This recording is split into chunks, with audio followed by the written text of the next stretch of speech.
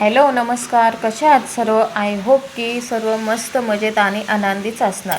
मी प्रतीक्षा तुम्हा सर्वांचे आपल्या चॅनलमध्ये स्वागत करते. तुम्ही जर चॅनलवर नवीन असाल तर चॅनलला सबस्क्राईब करा, लाईक करा, शेअर करा आणि व्हिडिओ पूर्ण बघा. आज आहे नवरात्रीचा 9वा दिवस. आजचा रंग आहे गुलाबी. आज अष्टमी आणि नवमी एकत्र आल्यामुळे 11व्या दिवशी दसरा आलेला आहे. आज मला कन्यापूजन करायचे आहे आणि देवी मातेची ओटी पण भरायची आहे. पण त्या अगोदर मी इथे सप्तशतीचा पाठ करून घेतला. आणि तुम्हाला माहीत आहे का, आपण नवरात्रीमध्ये अखंड दिवा का लावतो? तर नवरात्रीच्या या काळामध्ये 9-10 दिवसामध्ये आई भगवती राक्षसाचा वध करत असते आणि तिच्या स्मरणार्थ आपल्याला अखंड दिवा लावायचा असतो.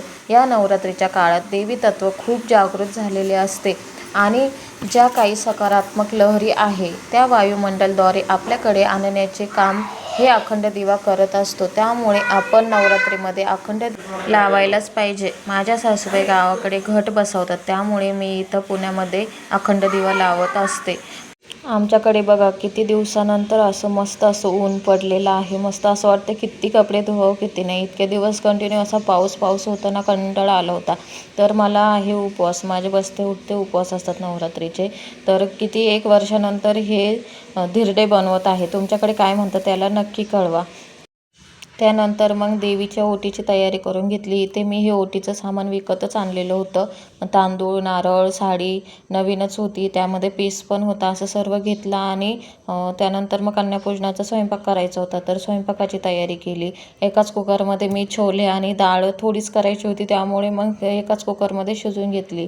मस्त स्वयंपाक वगैरे करून घेतला. छोले बनवले होते, पुरी आणि त्यानंतर श्रीखंड आणि डाळ भात असं केलं होतं. त्यानंतर शिवचे पप्पा आले, चहा वगैरे झाला आणि घरच्या देवाची देवपूजा करून घेतली आणि मस्त तयारी केली. तर गेलो आम्ही सर्व मंदिरामध्ये. आईची ओटी भरायची होती, तिथे चालू होता होम हवन. नवरात्रीची अष्टमी आणि नवमी एकत्र आल्यामुळे मग आजच त्यांनी हवन केलेलं होतं. तिथे एक जोडी पूजा करण्यासाठी पण बसलेली होती. मग सर्व तिथे गेल्यानंतर मग एक वस्तू ठेवली. पहिले साडी ठेवली, मग त्याच्यावरती हळदी कुंकू वगैरे वाहून घेतला आणि देवीची ओटी भरून घेतली. एवढं छान वाटत होतं तिथे गेल्यानंतर. खूप सुंदर असा देखावा केलेला होता त्यांनी. तो आई तुळजाभवानीचा पण होता आणि दुर्गा मातेचा पण होता. तर तिथे होम हवन चालू होता. मला एवढं काही माहीत नाही आहे. जर तुम्हाला काही चुकलं असेल माझं, तुम्हाला असं वाटलं की काही कमी आहे तर मला नक्की कमेंट करून सांगा. कसं आहे मी पण मग ते नेक्स्ट टाईम फॉलो करेल, कारण एवढं काही माहीत नसतं ना, त्यामुळे.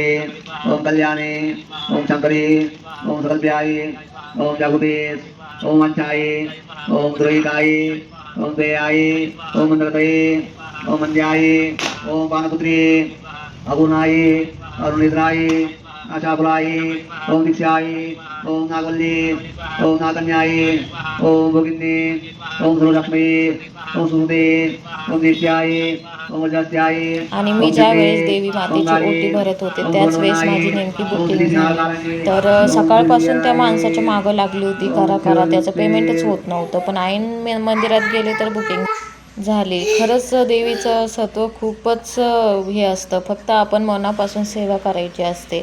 त्यानंतर घरी आले. मला पुऱ्या बाकी होत्या. माझा पूर्ण स्वयंपाक झालेलाच होता. तर पुरी बाकी होती तर पुऱ्या वगैरे करून घेतल्या. तर तुम्हाला हेच सांगायचं होतं मला की आज सकाळी मी दुकानात गेली होती. मला दूध आणि काही थोडंसं सामान आणायचं होतं. तर तिकडनं येता मला कुत्र्याने चावलं असतं. आईने माझ्या पायावरती पाय दिला, पण नशीब माझं की त्याने मला काहीच केलं नाही. हेच सांगायचं होतं. तर चला मग त्यानंतर कन्यापूजन मस्त करून घेतलं. खूप छान वाटतं. हे सणसुद असते ना नवरात्रीमध्ये, खूप छान वाटतं. घरात मस्त असं मंगलमय वातावरण असतं. तर मस्त ती पण तयार होऊन आलेली होती. मस्त छान ड्रेस घातलेला होता. आमच्या बिल्डिंगमधलीच आहे. मी दरवर्षी एकच मुलगी जेवू घालते. कसं आहे, एवढ्या 7 आणि 9 मुली इथं भेटणं खूप मुश्किल असतं. त्यामुळे मग मी एकच कन्या जेवू घालते. 1 घाला 9 घाला, फक्त मनापासून सर्व व्यवस्थित केलं ना तर चालतं. त्यामुळे मग मी एकच कन्या जेवू घालते. मग तिला सगळं सर्व जे साहित्य आणलेलं होतं मी मुलींसाठी लागतं ते मेकअप सामान ते सर्व दिलं आणि त्यानंतर मग तिला ताट वाढून दिलं, जेवायला दिलं. मस्त तिने जेवून घेतलं. तर चला, व्हिडिओ आवडला असेल तर लाईक करा, शेअर करा, सबस्क्राईब करा. धन्यवाद.